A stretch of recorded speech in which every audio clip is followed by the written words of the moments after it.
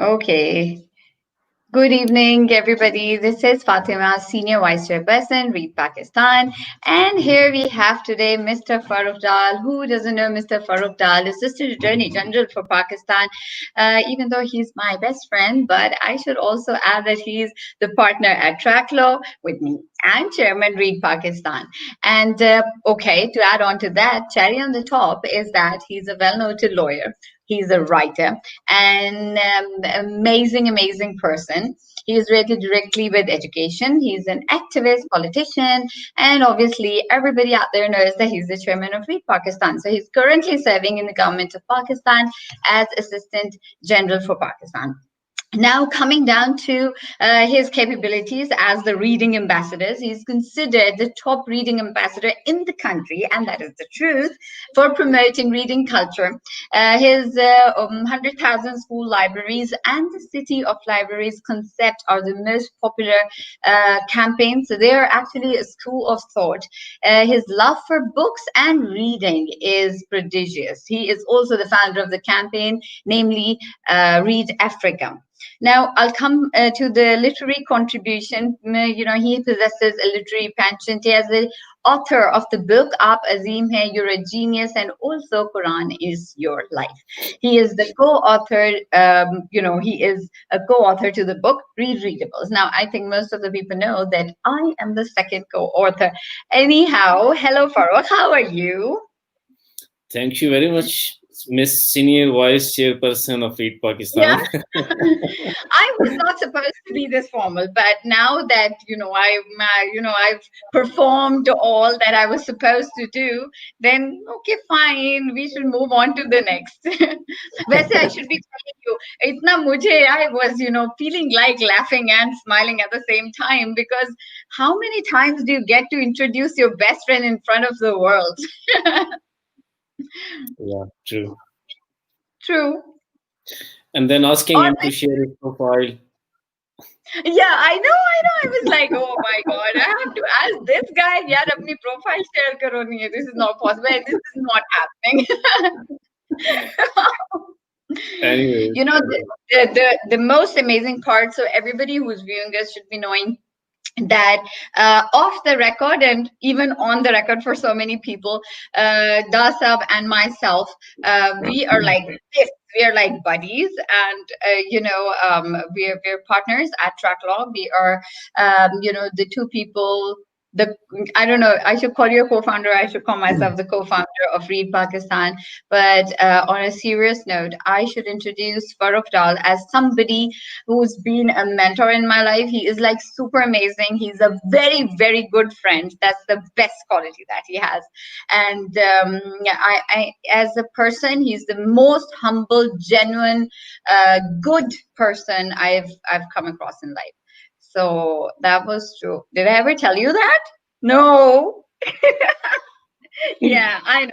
I'm supposed to tell this off to the world rather than telling it to you. But anyhow, so let's quickly talk about our journey. Read Pakistan, how we really started off with the idea. How about for you say a few words, and then I can keep on chipping it. Yeah, I still remember the day you arranged a seminar of mine. Read Pakistan was nowhere at that time. It was 2012. So you arranged a seminar at Islamabad Club where 35 to 40 people were there attended. And there in that seminar, the idea of Read Pakistan was emerged. Yeah. Shahzad Gul, Imran Chaudhry, you and me sat after that seminar to and making this. None of them is there, and they didn't stay with us anyways, and we had to go through a bunch of very nasty, I don't know, emotional tantrums, and at the end of the day, me and him, as usual, we are left deal with the thing. So everybody, there are a lot of people saying hi. Zimmel saying hello. Can you read these think? I don't think so. So Ariba is saying welcome, sir, and Fatima Mateen Meher says welcome, sir Farrukh, and then we have Akib Khan Full saying welcome, sir Farrukh. So we have a lot of people. Yesterday you were being remembered in the KSA, chapter when we had like about 7 participants, and everybody was. So nobody actually knew me there. Everybody knew you. That Yeah, was I a missed that out. This, so anyhow, our journey actually started off way back in time, 8 years back, and this was the initiative because we thought that Ikra Bismi Rabbika Allazi Khalaq was not actually being worth by a lot of people. Even if it was worth, it was not being understood, and the concept was so much inspirational that Dal Saab got married to a person named Ikra. So, but anyhow, this is how the journey started and no, went before on that, today. before Yeah. the day I was born, that was the International Book Day, by the way. Yeah, that too. So, but it has been an amazing time. A lot of people joined us, and a couple of people became a part of the board as well. We had to fix and refix it again and again. And fortunately, to all the good luck in the world. It left us with a very skimmed number of people. Now that we have advanced so forward into this journey, I think it has been a wonderful experience. And today, myself and Farrukh Dalsab, we are here just to share the concept of knowledge economy. And the point of doing this today is that people should see us together as well, because there are a lot of people who understand probably the concept of Read Pakistan as an approach, but I think no one person can hold the idea as saying that it is something that belongs to them. It is an idea which myself and Farrukh thinks that it belongs to everybody. Am I wrong? Why are you staring at the screen like that? Because You I'm are not not letting okay. you speak. I Okay, concur with you. you're the chairman. I know. Okay. Okay, let's talk about, okay, let's bring it down to the topic, because then we'll have lesser time left. Okay, so tell me, why did you want to discuss knowledge economy today? Tell me that. Yeah, Fatma, there is a Moore's law. It is not law of the land, but it's a prediction basically made in 1965 by Gordon Moore, the co-founder of Intel. He projected that every 2 years or so, the processing power of computer would double. In his book, The Singularity is Near, Ray Kurzweil gives a practical illustration of the future consequences of Moore's law that by 2020, the average desktop computer will have the same processing power as the human brain. And by Wow. 2050, according to Kurzweil, the average desktop machine will have more processing power than all of the humanity combined. Wow. This means, as says Richard Susskind in his book Tomorrow's Lawyer, that technology will radically alter all corners of our society and economy. By 2025, uh, 12 disruptive technologies would make an impact around the world, and it is said that they would generate revenue of around $100 trillion. Only 12 Wow. technologies. So this is where we are. We stand on the brink of a technological revolution where advanced robotics, autonomous and near autonomous vehicles, next generation genomics, energy storage, mobile internet, automation of knowledge work, Internet of Things, cloud, 3D printing, etc., Yeah. play the major resources of gigantic global economic output. Yeah. So this is where we are today. But before moving forward ahead, I would like to play a very short video for to support what I'm going to say today. That's perfectly fine, Farrukh. How about this? That let me explain to the people as well the concept that we're talking about today. By the way, viewers, is the knowledge economy. By the way, just to add on to that, that the knowledge economy, the concept itself, as is shown in the word, that the knowledge is going to support for building up the economy. This is the whole idea, and this is how it is going to maneuver. Today, we're going to talk about, the law of how the economy evolves around the knowledge momentum. It combines production at scale with the decentralization of products and services and so on. So this is and obviously the coexistence of different school of thoughts and the acceptance to a lot of things around in society. So basically, at the end of the day, I think this is going to be like how technology has been evolving. So most of us know that this century and the coming is going to be evolving around knowledge. So we're going to develop that momentum, and we're going to develop that economy based on knowledge. Now, this is the concept that we're going to talk about today. Myself as Senior Vice Chairperson, Read Pakistan, and our Chairman. Okay, Mr. Chairman, now we're going to play your video. So I'll have to remove myself and you from the screen and let people see your video, please. Okay.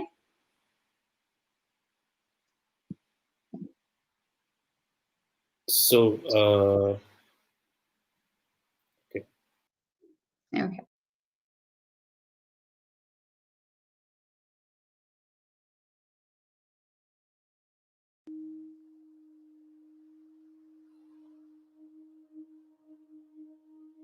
We are wondering what is happening to the world. Everything is changing.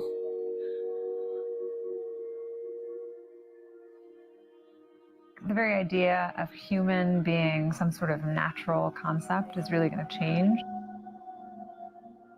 Our bodies will be so high tech, we won't be able to really distinguish between what's natural and what's artificial. Inside our own heads is the most complex arrangement of matter in the known universe. You might ask yourself, can we get to be superhumans?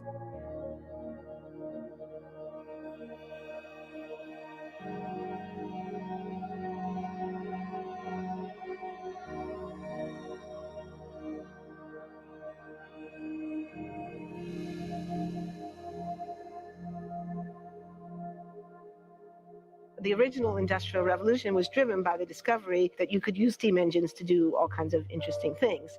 But that was followed by additional revolutions for electricity and computers and communications technology.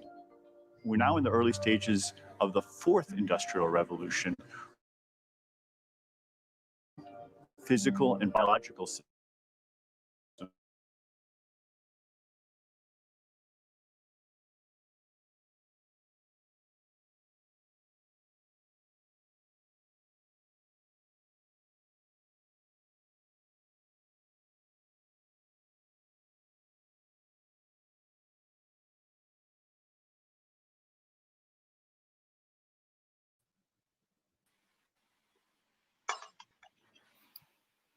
We're back on the screen. That was all they wanted to show, or I think we just got a simple disconnection here. Did we? Yeah. So here we are. The fourth industrial revolution is going to happen. The first industrial revolution was about water and steam power. The second was about electric power. The third was about electronics and information technology. Now, a fourth industrial revolution is the digital revolution, which is characterized by a fusion of technologies that is blurring the lines between the physical, digital, and biological spheres. So, the World Bank, in its report in 1998, postulates that the real gap between rich nations and poor nations was the gap of knowledge.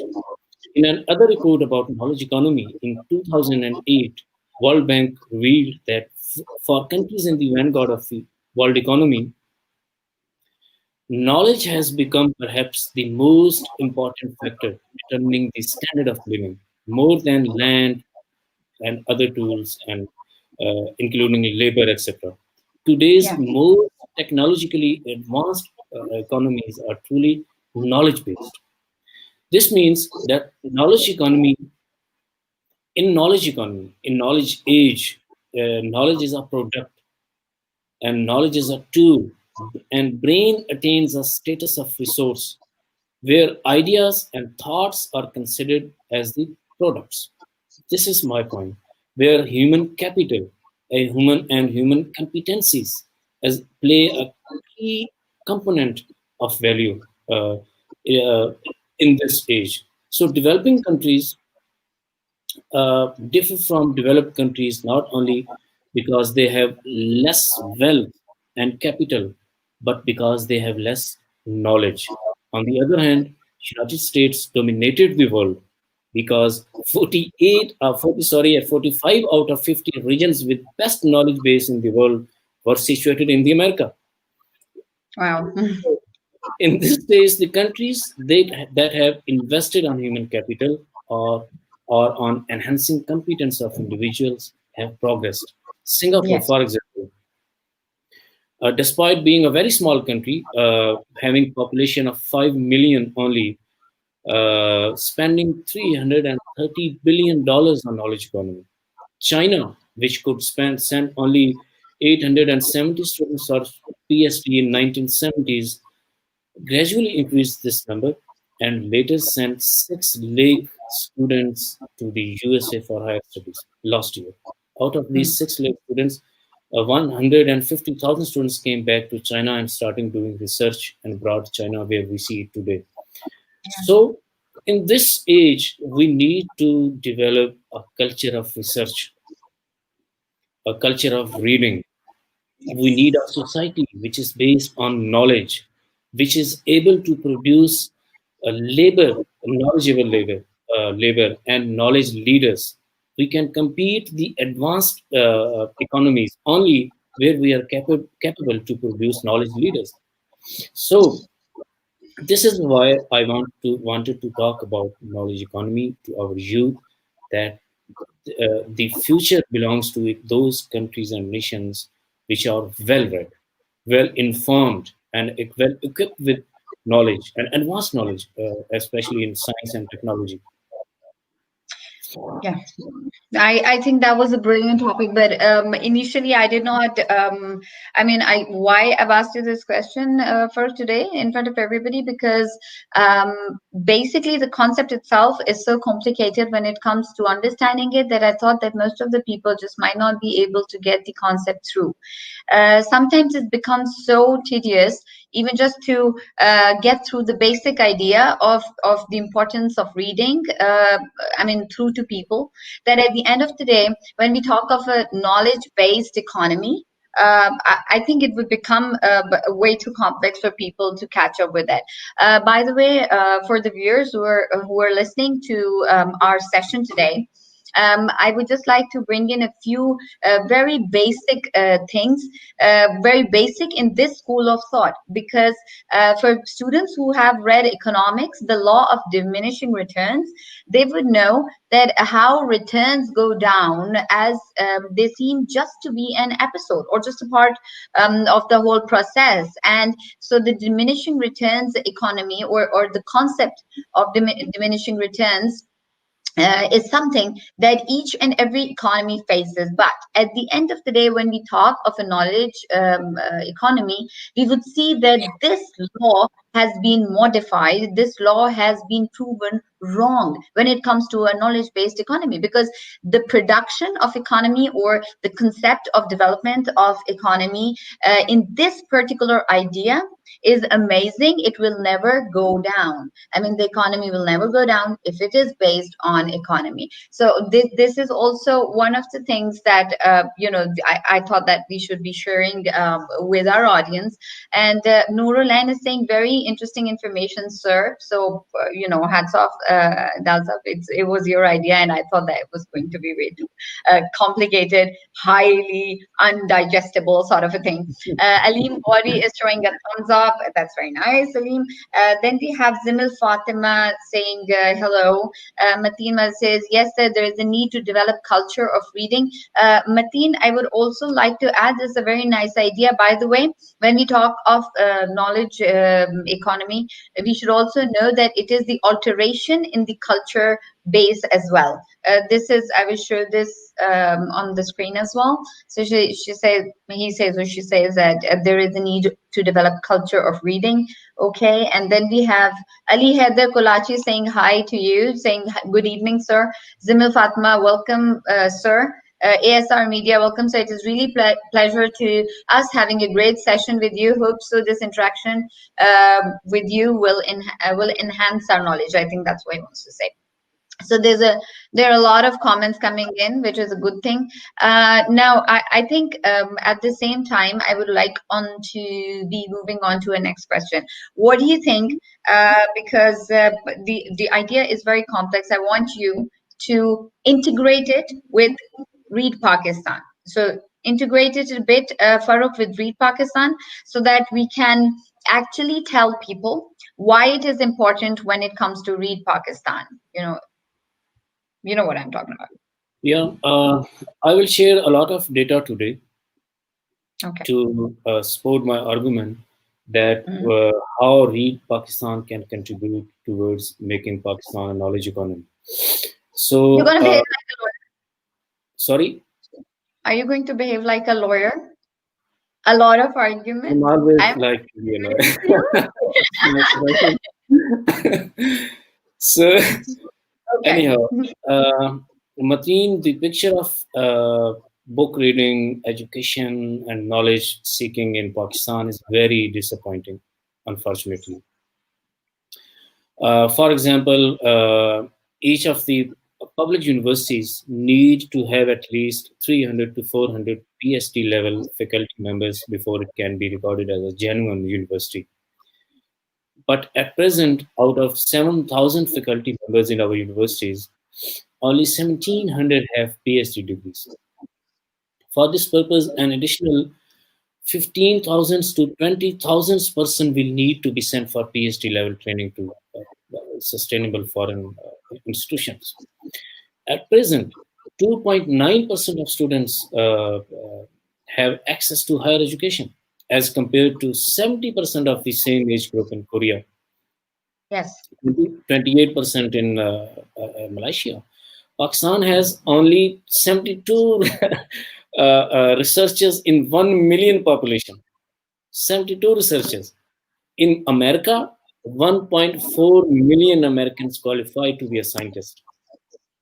Whereas in Israel's researchers, the number of researchers in Israel is about 5,000. In Korea, approximately 2,500 researchers in 1 million inhabitants. So there is a crisis. 40 years ago, Pakistan and South Korea had virtually the same income per capita. Today, South Korea's GDP per capita is 21 times higher than Pakistan. And some reckon that the half of the difference is due to South Korea's great success in acquiring and using knowledge. So reading is very much important, relevant, and powerful tool. And somehow we had to focus on this immediately, as Dr. Allama Iqbal said, कुंद हुआ क्यों तेरा नश्तर तहकीक होते नहीं क्यों तुझसे सितारों के जिगर चाक. So there is a student of MIT who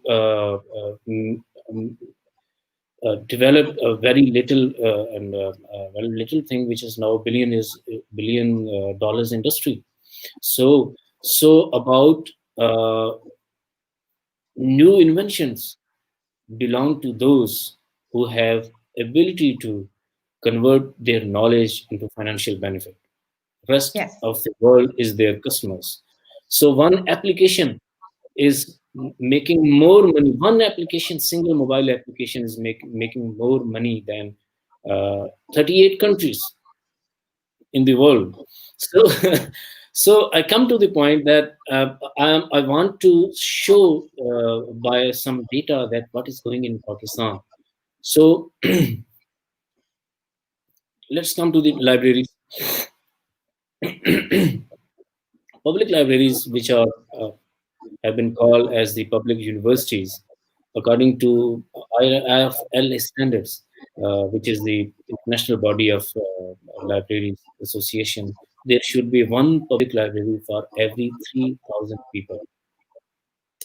One public library for 3,000 people.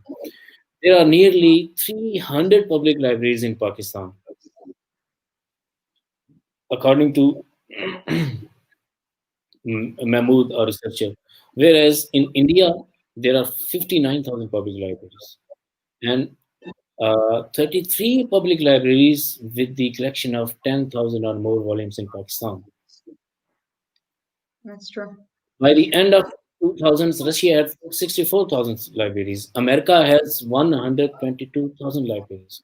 In Czech Republic, there is a public library for every 2,000 people. Cool. Yeah. So they are nations of readers. In book industry, you can see the book trade is poorly developed in our country, and the average publications are 1,200 titles only per year. It was revealed in 2007. Where in Israel, more than 4,500 titles published every year. UK publishes more than 206,000 new titles every year. United States publishes 172,000 new titles every year, and we publish 1,200 titles. So India, having 65% literacy rate, is the largest publisher, seventh largest publisher in the world. Published 82,000 new titles in 2008 with 16,000 publishers. In Pakistan, it is difficult to sell 500 books. In America, sorry? I'm saying it's very difficult. It's even difficult to find the right kind of books. I think we know it the best, even for children, how we've been through all of this. Yes. So yeah, please go ahead, because this is, I think, you're pouring in a lot of information, and I'm letting you speak. Okay. Fatima, Wendy Griswold is a sociologist in the US. She wrote a book, Regionalism and the Reading Class. She recounts that 20% of American adults belong to the reading class. Reading class means the class which read a lot in their leisure time, minimum 50 books per year. A person who reads 50 to 100 books per year belongs to the reading class. In America, 20% of adult population, belongs to 200 million Americans aspire to authorship and are hungry for literary limelight. This is what we have highlighted in many of our videos on our YouTube channel. And still they choose somebody like Trump after the elections, really. I'm sorry. I'm saying that even though 20% of the whole population belongs to the reading class, and still they choose Trump as their leader. So this was first time that there was a president of the United States who was a non-reader, and he felt proud of that he doesn't read books. It was first time. Otherwise, from the beginning, from Francis Bacon and the other many political leaders, to Abraham Lincoln, to Obama, to President Obama, they were all well-read. Presidents of the United States have been the well-read political leaders in the world. They used to read 50 books a year.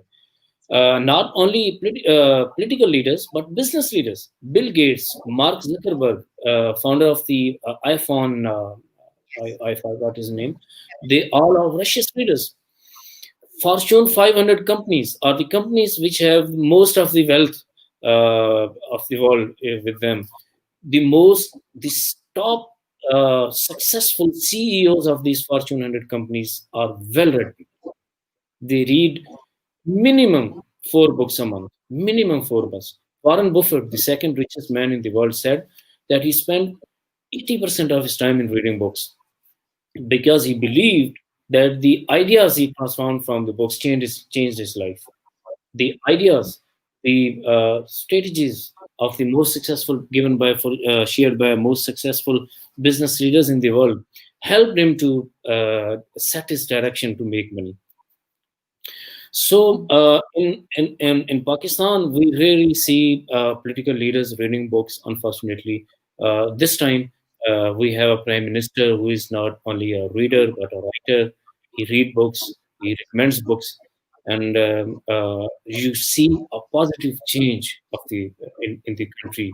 You see the country in a right direction very first time in my lifetime, in fact.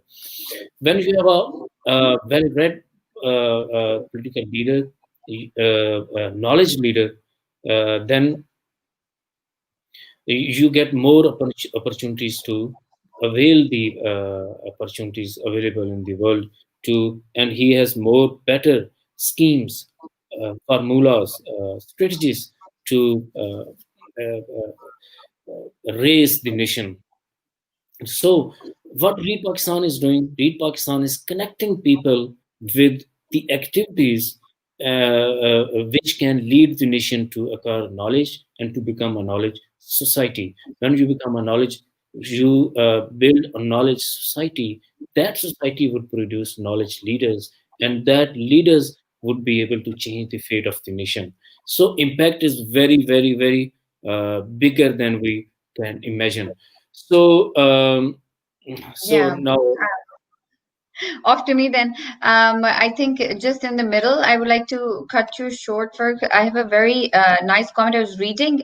I keep reading, by the way. I keep receiving different messages on the live stream. So I really like this one by Ali Haider Kolachi. I'm going to display it. Pakistan has huge population, so means we can create more IT experts and more scientists. Only problem is lack modern education and lack of interest in reading. That's really nice. But what I would like to also say here, Ali Hazar, is that what Dalsa was just saying and what you have just said, I will just correlate it very nicely because this is exactly what Farrukh was saying as well. But adding to this, there's the requirement for the establishment of a knowledge economy is that we need to have an education system which is analytically and dialectically sound and coherent. And for the coexistence of different school of thoughts in the same society and the acceptance of different forms of thought processes is what we're going to look for when it comes to a knowledge economy. And yes, this school system that you're talking about or the education system that you're talking about needs to have two branches. One of them is going to be analytical and the other is going to be dialectical, and that is how we will work on the knowledge economy. Also, I would like to add that two very important aspects are going to be the legal and constitutional market economy of any society of any country, like the way Farrukh was just saying a minute back, and like I said, I'm letting him speak, but these are the things that are going to make a lot of difference for you to become a part of this knowledge economy. It is very very important, extremely important, that you should understand that the analytical capability that you have needs to be coherent with your imagination and also with the dialectical form of education system that you just talked about. I think the overall coexistence is like really important, and two other aspects, legal and constitutional market economy, are going to play their due role. So I think that this is how we're going to make it work through. Read Pakistan, this concept is unfortunately a little, I would say, a little complicated to understand, but at the same time, really simple to get as well. Farrukh Dall, mashallah, has quoted a lot of people, a lot of information that he has given. And on top of that, I'm sure that if you would like to relate it with Read Pakistan, you would exactly understand the motive that is going to come forward in the coming, say, about weeks, or maybe I think for the coming months. So, what we have in mind is to form a society which is knowledge based. It needs to be well connected, well coherent with the education system, like you have said, with a lot of education, imagination, analytic and dialectical capability, and on top of that, the reading capacity which Read Pakistan offers. Okay, so let's head it off for Dalsab. I think we should move a little forward. What do you think? So I think you should also share your ideas, rather Read Pakistan's ideas of development, how we can bring in the change. And, I think for developing a knowledge economy, what basic strategies or what basic concepts do you think should be shared with all those readers out there? What strategies do you think we should be following? Farma, there are 4 pillars of knowledge economy, but I discussed only one pillar, that was research culture. So Yes. why? Because research belongs to you, me, and common people, common man. Developing systems, establishing libraries, improving education systems belong to the government. We cannot play much bigger role in that. But what can we do? Well, we can develop, yes, and we can promote books culture, reading culture, and research culture in the country. So I come to your question that, yeah, education system plays very much important role. And the number one strategy and the first strategy is to focus on uh, primary education system, primary Yes. schools, improve the quality in primary schools. One of the strategy can be to build school libraries in the country, because recently there is no nation which has developed without school libraries. There is not a single nation on the map which has developed without having school libraries. Um, Developed nations have very well integrated. I'm sorry. They have integrated libraries in their school system. So in Pakistan, we have 163,000 schools, out of which only 4,000 schools have libraries, and with outdated stuff. Yes. Only 3% of total student population in your schools have access to quality books, quality Yes. thoughts. Now you expect them to be quality citizens and quality leaders. No. So what we did, we initiated a project of 100,000 school libraries back in 2017 to establish school libraries in country, and we successfully established 50,000 school libraries in first phase. In second phase, we took a break because of implementation issues and non-responsiveness from the schools, and zero interest of teachers to implement those strategies. We agreed with them through agreements.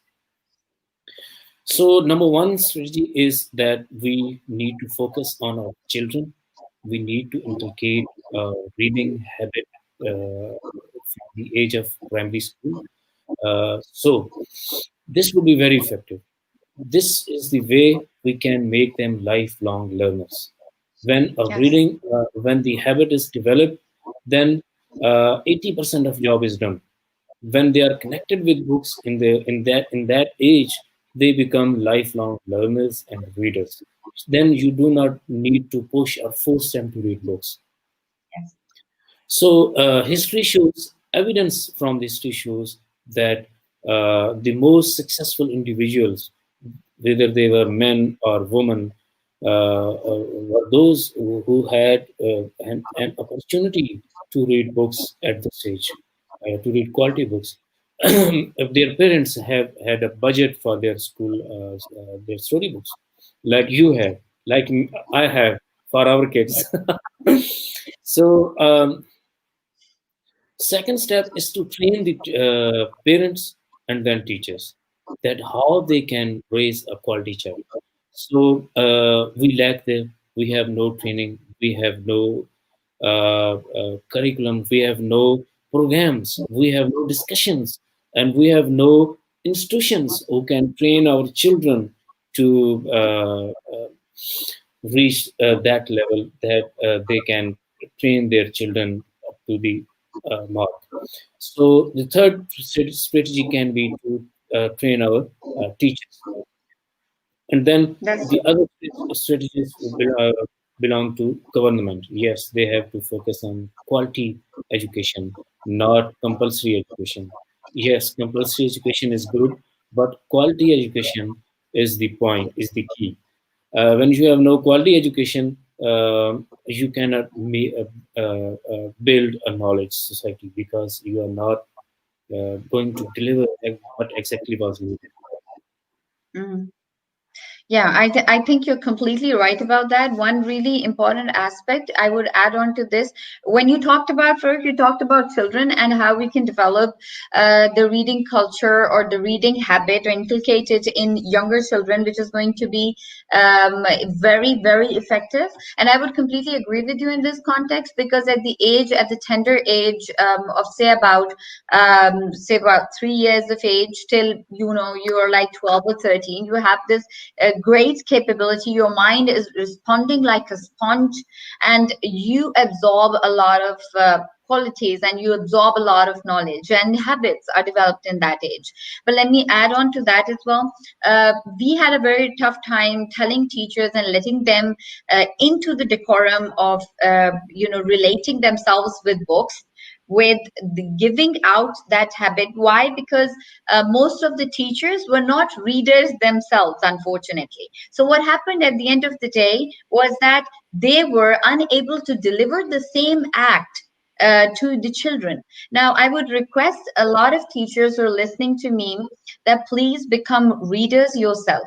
Parents need to become readers, even if it's very critical for your children. It is very critical. And let me also add to this, Farrukh, it's very important. One aspect, as you know probably, that of knowledge economy.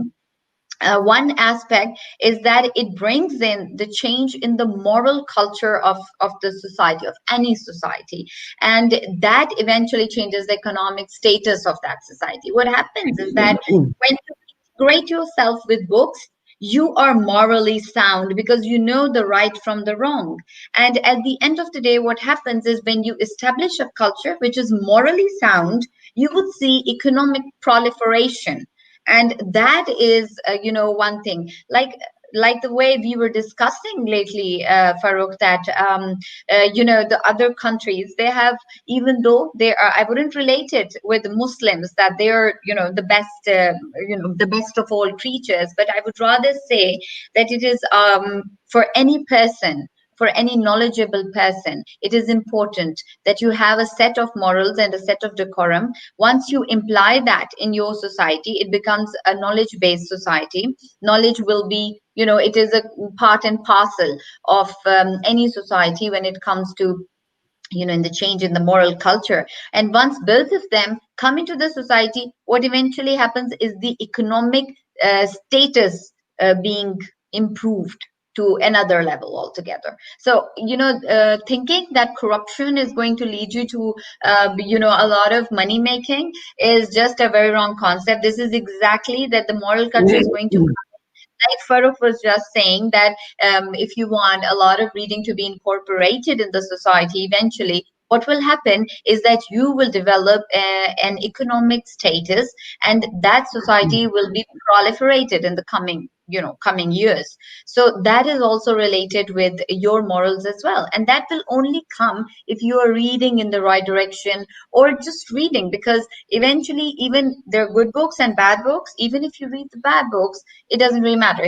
What matters is that you should be reading, because the analytic and dialectical capability is going to develop later on, and you will be able to analyze and compare and contrast. And so this will eventually, give and boost out the best. I think this is I hope that a lot of people are going to understand this concept, and if they do, Farrukh, I tell you, this can actually really bring in a lot of good change. And I hope that we both understand that this is really important right now. Yeah, Fatima, there is a book, Nations, Why Nations Fail. In Yes. the book, I read a theory, the theory of ignorance hypothesis. This theory says that poor nations are poor because their leaders do not know how to get rid of the poverty, because of the wrong policies made by their political leadership. So my point is that it is lack of knowledge that causes markets to collapse or never to come into being. The need of knowledge, understanding, and education has never been more imminent and strong than what it is today. The whole concept of growth, progress, prosperity, and development is based on the acquisition of knowledge, technology, and science. Without these requisites, hardly any move can be made towards the destination, objectives, and goals which the modern nations generally, and Pakistan particularly, have set for themselves. We must need to address all these points immediately to create knowledge-oriented society. Thank you. That's very true. That's very true. Oh my God, you think you're just going to go away just like that? Yeah, we wouldn't let you go. So yeah, that's really true. So people who are listening to us, you people need to understand that what we are trying to incorporate today in your system is that you need to have a system which is more related with the knowledge-based society. Farrukh has quoted a lot of people right here, a number of books, and all of that was for the development of a knowledge economy. What knowledge economy definitely is a concept. If you just please kindly Google it up, you will understand that a knowledge economy is based on basic coherence, basic coexistence of a couple of ideas. But the basis of it is that knowledge will bring in economy to your country, and all the progressed societies in the world are the ones who have actually given out the best to knowledge, to reading, to bringing in a lot of knowledge in your system. So I think that that's going to set the coming up goal for Read Pakistan. And it's I don't know if I'm definitely sure that if once people understand what we're trying to tell them, I think that's going to bring in a lot of good change, positive change, and this is going to work wonders. And this is something which is a long-lasting investment that we're talking about. The investment is not just in pennies and quick investments. We would like you to invest in lifetimes for your generations to come, for your own self till you go away from this world, and so on. So I think that's the best investment, and that's for here and for hereafter. Do you want to say something else, Farrukh? So yeah, I have already made my point that was mine too. Okay. Yeah. You're supposed to be the co-founder, okay? So you're supposed to agree, and I'm supposed to agree with you. No, you are not only the co-founder, but you are always there. Oh, thank you. Yeah. Today, if we claim that we have the largest network of literary youth associated with us, it's because of you and the other leaders of Read Pakistan. Now it's not, yeah. So credit is all yours, boss. Oh, that is so sweet.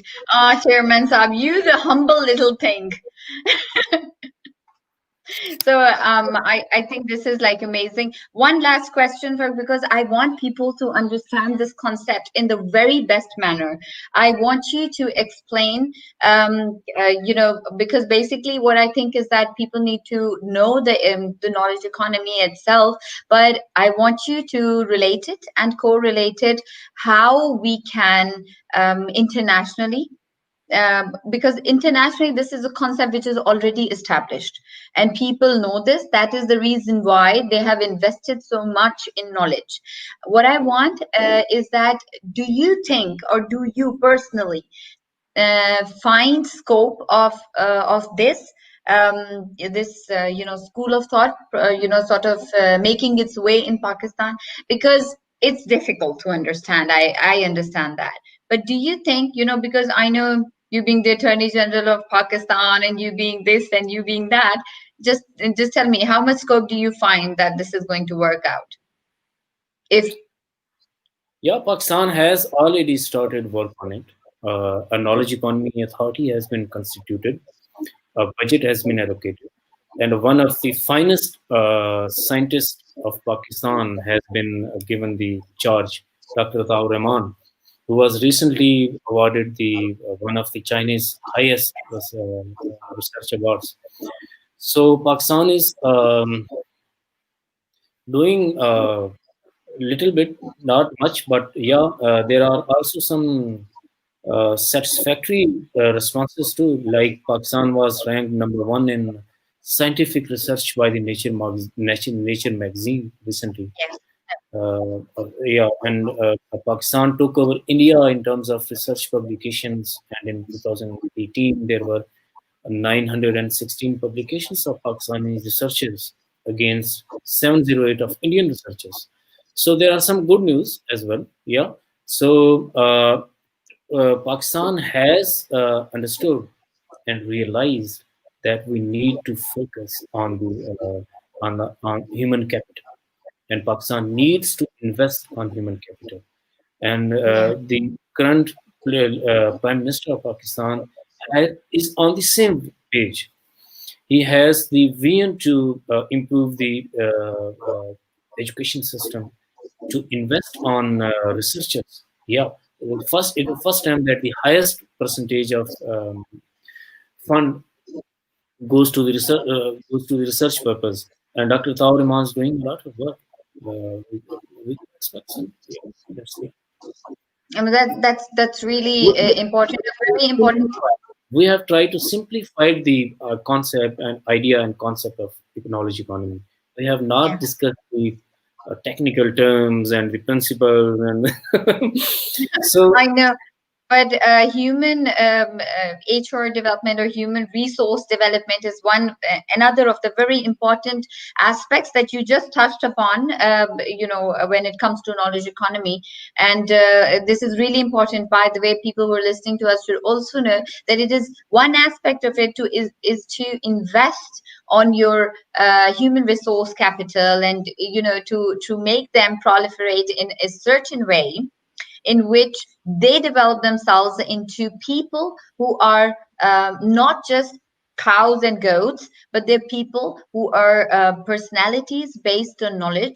They are people who are well equipped with knowledge, and they have a lot of literary conceptual clearance. In that way, they form a better human being, not just just a vote that you can cost, but they turn into people who are actually valuable commodities for the community, which actually means that you're investing in the right direction. And I think that's exactly what Dall Saab was saying, that we are trying to move into that direction. But let me tell everybody right now that government is doing their small little baby steps in the right direction. I think the more we as people and as Pakistanis and as a community, responsible community, the more we will invest in ourselves, the better this is going to work out. Because what is more important is that we should be realizing that we should not be just dependent upon our government. We should be dependent upon ourselves, our feet, how we stand up in front of the world. We took this initiative because myself and Farrukh, we thought that it's most important that we take steps as individuals, as responsible citizens. So everybody out there, our little message to you is that just be responsible, know what you want, and know what your country desire you to be. It is it is important to understand yourself and to move forward in the right direction. So I think before we go off from this session, I want you to give a message to all those people out there. I'm sorry, I was supposed to ask you for a message to be given to everybody out there, Farrukh, but I gave my message. It was just coming like that, so I thought that I should share my message over, and I think that you should give them a message as well before we go offline. Yeah, I believe that we have to start from compulsory and quality basic education for all sections of the society to higher education, which develop creative, innovative, and critical thinking. So creativity and innovation, as you know, act as a catalyst and accelerate success in knowledge-oriented economies. So it is imperative to revolutionize our education system with the corresponding changes in the field of science and technology. So this is my last message, and we all have to play a role in that, whatever we can do. Yes, it's very important. And everybody out there, my humble request to everybody is that please be kind enough to understand that each one of you is very, very important. Each one of you play a significant role in this decorum of life. And in every society, wherever you go, you have your individuality quite attached with yourself. And wherever you go, you display first as a human and then as a Pakistani. So my humble request to everybody out there is that we should understand, we should read as much as we can, because at the end of the day, that is going to be our real asset, not the money, not whatever we think assets are, our cars and businesses and everything. The real human being, one thing that cannot be taken away from you is your knowledge. So at the end of the day, that is most important. And that's it. I think Dalsa, we've done our little thing, and we will keep on doing this for the coming, I don't know till when. I think till I'm gone or something, right? Say the same. Yeah, exactly. Yeah, I know. So this was Farrukh Dall. The Dall Sahab, everybody loves you so much. There's so many comments, and I'm continuously, my eyes keep on going tick, tick, tick, tick here and there. You know why? Because these messages, they keep on popping out. People who are there. I'm going to read out a few, and then I'm going to let you go. Muhammad Hussain Show. Look at this. Now look at this. What people are giving to thumbs up. Oh, what you said. Then look at this. Look at this. Zulfikar Azim says, yes, we are unfortunate victims of brain draining by Western nations, be it any reason that captivate their attention, I'm sorry, but we need a pragmatic solution to redress this issue too. Now, this is important. Brain drain, we need to talk about brain drain sometime as well. Sidra Mushtaq, she's saying, respected sir, highlight the effects of brain drain also in Pakistan for building knowledge economy. Thanks. Sidra, thanks a lot for this. We will definitely keep a session which has brain drain in it as well, because knowledge is also related with, brain drain. Once you have knowledge and you've just made, this brain drain happen to your country, then most certainly the knowledge is gone somewhere out. So we'll talk about this, Dalsa. Okay. Zimel Yeah. says, amazing session. My God, look at these, all these comments there for you. It is indeed the best investment. Oh, okay. Okay. Now humanity says that we're doing a great job. Humanity. Humanity. Wow. Thank you. Oh, that's amazing. This is the best one that we got, didn't we? Okay. Dr. Noshiba Samad says, this is great. Thank you, Noshiba. Then we have Muzammil. It is saying that it is quite informative. I'm sorry. Yes, Muzammil, thank you very much. Dal Saab was doing his best, and I think I was doing fine too. So we have Zimil Fatma. Yes, Mateen, we should follow these steps. Okay. So, there are a couple of people really agreeing. So, okay. Then we have, let's see, Mateen saying we should follow these strategies to promote reading among children. This is really important, and trust me, everybody, that you will know it in time once you understand the concept of reading, and the right kind of proliferation that is required. You will understand that this is really, really important. We need to read. Okay, Hafiz Rizwanul Haq says, our students and even teachers सिर्फ अपना syllabus पढ़ना चाहते, research का कुछ पता नहीं. That अच्छा, this is really important. This is also what you said, that research is the only one thing that you touched upon, but even वो भी पूरी तरह से people say that it is not being followed in the right kind of in the right kind of perspective, or in the right kind of direction, or in the right kind of momentum. So wouldn't you agree? Yeah, absolutely. This is what we are saying all the times, and this is what we are preaching basically. So, in last, there is an old saying of Kazakhstan, which I read in Knowledge Leadership Perspective, written by President of the Kazakhstan, that he who is strong will defeat one man, but he who has knowledge will overcome 1,000. So, good luck. Thank you. Bye bye. With this. That was best message, and I think I would agree with you, and a lot of people other than myself are going to agree with you as well. So people, thank you very much for bearing out with us. This was another session from Read Pakistan with myself, Senior Vice Chairperson of Read Pakistan, and Chairman Sahab, Mr. Farrukh Dall.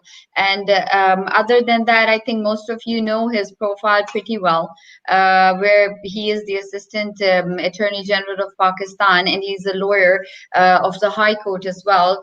But at the same time, let me bring it to your notice. I always try to, sort of share with people who listen to us, who view us.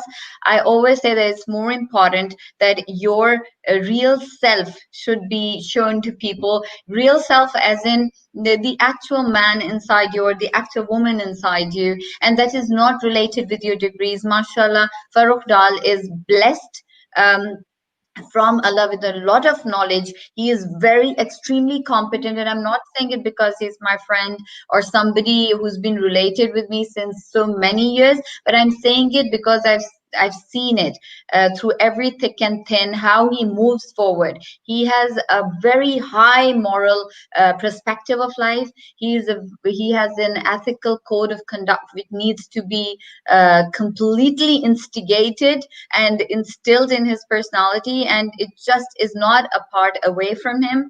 And I think that a part of all of these brilliant capabilities, Farrukh, that you have, the best thing about you is that you're an amazing person, a humble person. Your humility is something unparalleled, seriously, because I've never seen anybody so humble, so dead honest.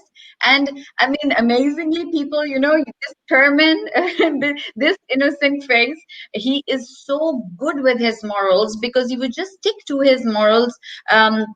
He's never he's unflinching, completely never flinching on the aspect of morals or ethics, which I think he would give on. He would keep on smiling like this, But and he would keep on, just that smile is like, okay, a big no, but I'm not doing anything wrong, as in, so I know personally people who have come to him offering him brides. I know people who have come to him telling him, we can favor you in this way or that way, and he would simply not any of those, and I can vouch for it completely, years over years. I am so proud of you, for Dall, for being such an amazing part of my life as well, and for such a wonderful person that you are. Well, a man is known by his company he keeps. Oh, It was about you. so very much. Thank you very much, everyone who have been with us all the times. And many of them are there since a decade. So I believe that despite of very lack of resources, we have achieved a lot. We have done our best what was possible for us, and we are determined to make this nation, to make this society a knowledge society, inshallah. Inshallah. Okay. Thank you very much, everybody, for being here with us and bearing with us. Read Pakistan is going to stick with you like you're going to stick with Read Pakistan. Take care. God bless you. Thank you.